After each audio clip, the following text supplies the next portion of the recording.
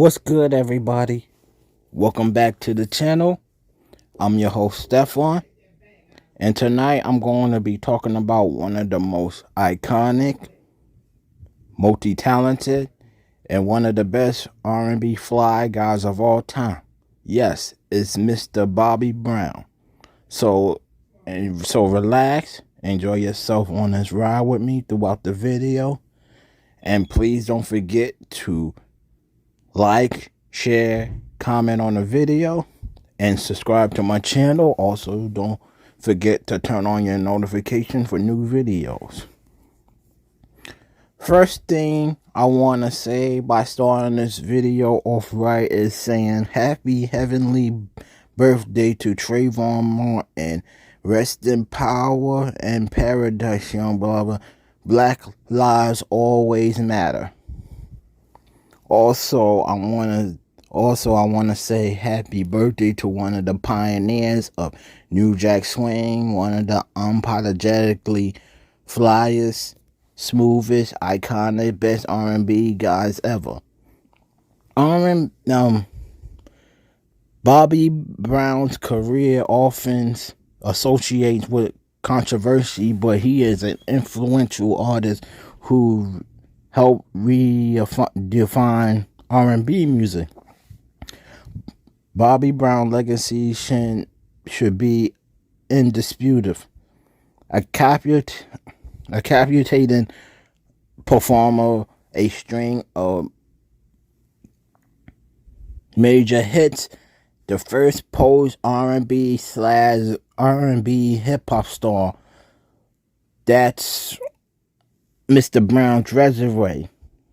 Bobby wasn't the first R&B star to emerge after hip hop's explosion, but he was the first to re-emerge in it. He crossed over in a way that only popular black acts has seen throughout the 80s. Bobby Brown was part of a new jack wave that recalibrated R&B sounds and image. It was R&B infused with hip hop's aggression, edge, with percussion, sonic trademarks.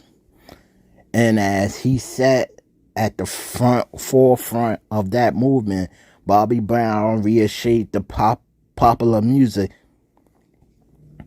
and he set a template that has been followed for decades since by everyone from Usher to Drake. In the late 80s, Bobby Brown was one of the most charismatic new stars in R&B. Bobby has been a member of New Edition from the group introduction until he was removed in 1986. But Bobby always had more to give. He's been itching to be a star ever since childhood, and in a New Edition, he butted heads with his group mates, mostly notably lead singer Ralph Tresvant, over his tendency to go off on his own during performances. He would break choreography and extend his showcase moments. It spelled doom for him within the group. It was only a matter of time of how ready he was for a larger platform. Bobby Brown was born on February 5th, 1969 in Boston, Massachusetts, where he was raised in Roxbury, Ashwood Parks Projects.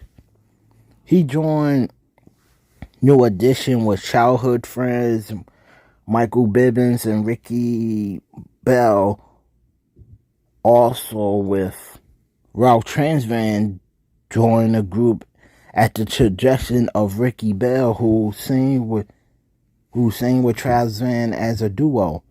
Bobby, also familiar with Ralph Ralph since they were children. In 1982, they became a quartet when their manager Brooke Payne insisted on bringing in his nephew Ronnie DeVoe to complete the group. And after performing in several talent shows in the Boston area in 1979, they signed a deal with fellow Boston native Arthur Baker, Streetwise Record, who released the debut album Candy Girl. The title track, which Brown sang co-lead along with Bell and Trans Van, which was a top 20 hit on Billboard's R&B single charts in 1983. Brown's first lead vocal performance on the New Edition ballad Jealous Girl, which was a minor hit, also when it was also charted in 1983. The group became pop sensations with their self-titled second release. The album included the crossover hits Cool It Now and Mr. Telephone Man, which Brown also co-led. Despite the group's success, however, Bobby Brown felt the group wasn't never rightfully paid the money they felt they had earned from their success. Bobby Brown also alleged to jealous of the attention given to fellow New Edition member Ralph Transvan and during some of their tour performances, and often step out of his position and perform out of turn, singing and performing seductively, which caused concern within the group's management team. Bobby was featured on 2 more New Edition albums before leaving the group in early 1986.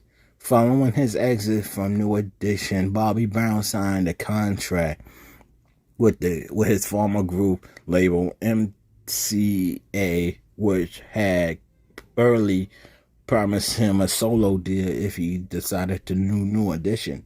He released his solo debut at the end of that year, and while King of the Stage wasn't exactly a success, it did yell his first solo hit on the R&B charts and Girlfriend. MCA giving him a solo career seemed to promise a platform, but after King of the Stage overwhelmed, Bobby Brown needed a revamp. He needed a full overhaul for his sophomore album. King of the Stage largely toured in a sort of bubblegum pop that proven to be a winning formula for New Edition. The songs were sugary to crutches and cutest in a way that fit a lot of youth-orient pop from acts like the Barge and the Jets. But Bobby wasn't a kid anymore, and times were changing. Hip-hop had broken big in 1986 and 1987 after Run DMC, LL Cool J, and Beastie Boys dropped platinum albums. The music and culture represent urban youth unapologetically being them as himself. He laid low for more than a year while working up on his follow-up album. For his sophomore album, he began working with some of the top R&B producers and songwriters of the time, including Babyface, Antonio L.A. Reid, and Teddy Riley. The producer helped to compose what became his most successful solo album of his career, Don't Be Cruel. Released on June 20th, 1988, the album launched top 10 hits on the Billboard Hot 100, including the number one single, The Soul Pen, My Prerogative, which became, along with Every Little Step and the title track, signature hits for the performer. After topping both pop and R&B charts, album sales will eventually reach 12 million worldwide, making it the best-selling album of 1989. In February of 1990, he won the Grammy Award for Best Male R&B Vocal Performance for the album fourth single, Every Little Step. Don't Be Cruel also gathered Brown 2 American Awards, a Soul Train Music Award, and a People's Choice. In 1989, he re-teamed with L.A. Reid, Babyface, and Daryl Simmons for another mega hit, On Our Own. The theme was the theme song for Ghostbusters 2. Bobby Brown's explosion made him the golden boy of New Jack Swing. I'll Be Sure has been there with him initially. Keith Sweat was the groundbreaker, and New Edition resurgence following their success with their 1988 N.E. Heartbreak was a major tribulation to the sound population. More than anybody, Bobby Brown led the way as the sound bomb rushing the mainstream. After leaving New Edition and initially celebrating as a solo star, Bobby Brown has arrived. He became a fixture on MTV and gained a notorious reputation for his highly sexualized live performances. Once he was arrested for indecency after a show in Columbus, Georgia. Bobby Brown's reputation as R&B bad boy was cement. I'm a crowd pleaser, he quote. Don't Be Cruel had done for Bobby what Janet Jackson's Control had done for her in 1986. It established a previous teenage bopper pop act as a legit edgy, forward-thinking R&B artist. Back in the 80s, black R&B artists were marginalized in the mainstream by the extreme cold racism of disco sucks and rock basses.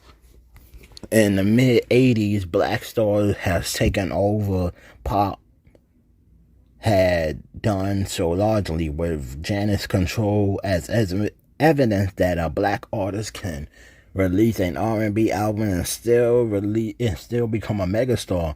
The success of Don't Be Cruel confirmed that this new era of R&B star wasn't going pop. If anything, they were going to make pop artists come to R&B. At the same time, there was allegedly numerous rumors about Bobby and Janet having a secret and sexual relationship sometime around the success of Don't Be Cruel. He allegedly confirmed it himself in his 2006 memoir, Every Little Step. And Janet Jackson said numerous times it wasn't true. His third album, titled Bobby, was released in the fall of 1992. Despite its release during the final days of the New Jack Swing era, it was success selling more than 3 million copies, spawning several hit singles including Humping Around, Getting Over, Get Away, and Good Enough. He received his second Grammy Award for Best R&B vocalist for Humping Around. He received his third American Music Award in 1993. However, sales of Bobby did not match the same success as Don't Be Cruel, which sold over 8 million, and the Bobby album only sold 3 million. Bobby and Whitney first met at the Soul Train Music Awards in 1989. They began a close friendship after Whitney invited Bobby to her birthday party. Their friendship developed into a romance. In 1991, he proposed marriage to Whitney, and the couple married at her estate on July 18th, 1992. In the same year, Whitney Houston released her blockbuster soundtrack for The Bodyguard in late 92. In the minds of the public, Bobby became a footnote to his mega superstar wife. Their daughter, Bobby Christina Brown, was born on March 4th, 1993.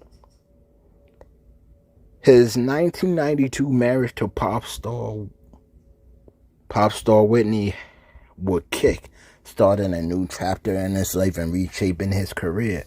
For all of Bobby's remarkable success, Whitney's status as one of the biggest artists in music rarely put her in suspiciously rarefied air. She released 3 multi-platinum albums, scored 20 top 10 hits, and was a 2-time Grammy winner. And they engaged, and subsequent marriage became follower and commentary and criticism from those who didn't understand why the diva would want to get hitched to the bad boy from Boston. They glutch over each other and profess they love at every public opportunity, and it suddenly shifted his image away from music. A generation of hip-hop ladies R&B singers became the genre's biggest stars. The man who set the mold became more known for his high-profile marriage and run-ins with law enforcement. A 1996 New Edition reunion with all 6 members, including Johnny Gill, yielded the platinum-selling Home Again.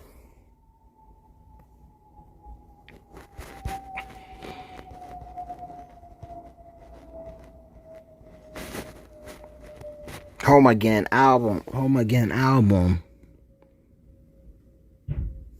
and a hit single showcasing for Brown and You Don't Have to Worry, but black blood within the group, and his admitted drug abuse led to the Home Again tour ending prematurely after an altercation with Brown and Ronnie DeVoe. By the time he released his third album, Forever, in 97, he seemed to fallen out of favor with music fans and the general public. He lay low for several years, appearing as a featured artist in several features. In 2002, he was featured in a duet with rapper Ja Rule on the song Thug Lovin'. He was signed to Murder Inc. Records, but that label already begun to dissolve. His venture with the label was brief. He made his acting debut with a cameo appearance in the 1989 film Ghostbusters 2, playing the Megas doorman. In the following year, he appeared on the HBO kid show Mother Goose Rock and Rhyme, playing all 3 characters of the Three Blind Mice. In 95, he made another guest appearances in the film Panther. and had a major role in the Martin Lawrence film A Thin Line Between Love and Hate. Their personal issues became follow for talk shows and sketch shows, and some sketch shows would show Bobby as a husband who jealous of his wife iconic status. In 2005, the couple participated in a reality show called Being Bobby Brown with a picture of their lives behind the scene, which was a train wreck. In 2006, they filed for legal separation and later divorce. Their divorce was finalized on April 24, 2007. On February 11, 2012, our beloved Queen Whitney passed away. The world grieved so heavily for her death several months, especially Bobby.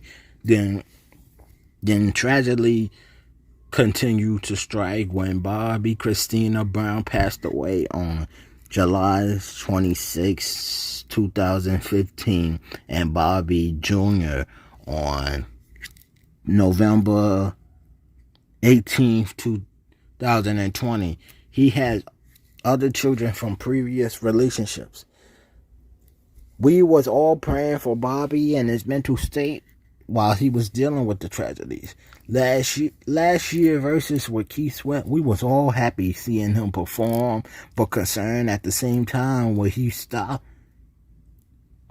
Where in the middle of the concert, he stopped numerous times to catch his breath and was out of shape. But towards the end, we was all rooting for him and jamming with him.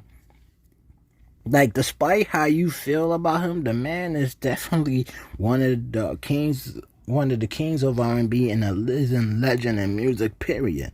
Like I always say, give our legends they love and flowers while they still living, because we are still losing too many of our childhood favorites way too soon. Thank you for coming on this ride with me throughout the video. Please don't forget to like, share, and comment on the video, and subscribe to my channel. And also don't forget to turn on your notification for new videos. Have a good night.